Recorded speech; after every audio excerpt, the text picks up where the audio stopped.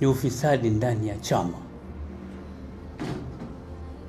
Narudia tena, ni ufisadi ndani ya Chama cha Demokrasia na Maendeleo unaofanywa na makamu mwenyekiti wa Chadema Taifa, ndugu John Heche.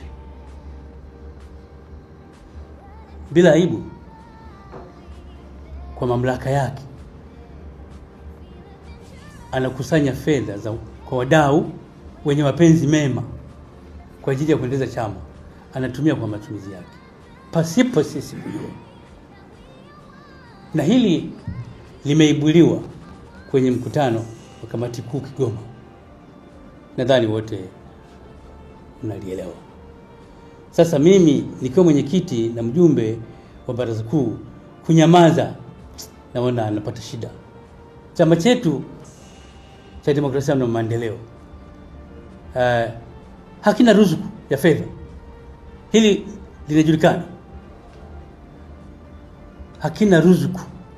Maana yake ni kwamba wadau wenye mapenzi mema kwa nguvu ya umma wanataka kuendeleza chama chao ili baadaye kilete maendeleo.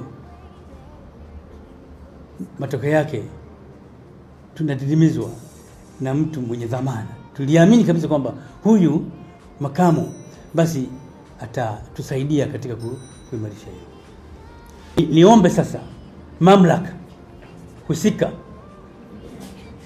wa chama atupishe makamu mwenyekiti ili uchunguzi ufanyike katika hili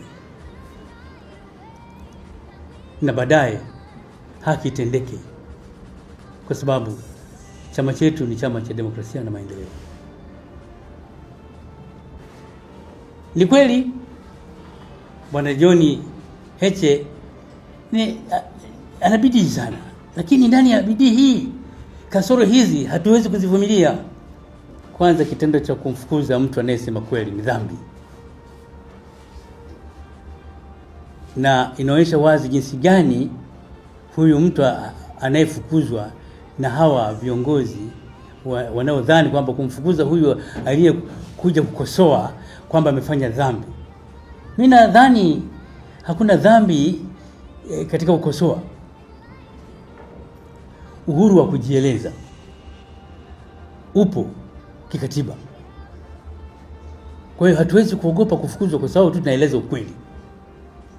Mimi niseme tu niko tayari kwa sababu siwezi kufanya katika hali ya ubadilifu namna hii na nyamaza.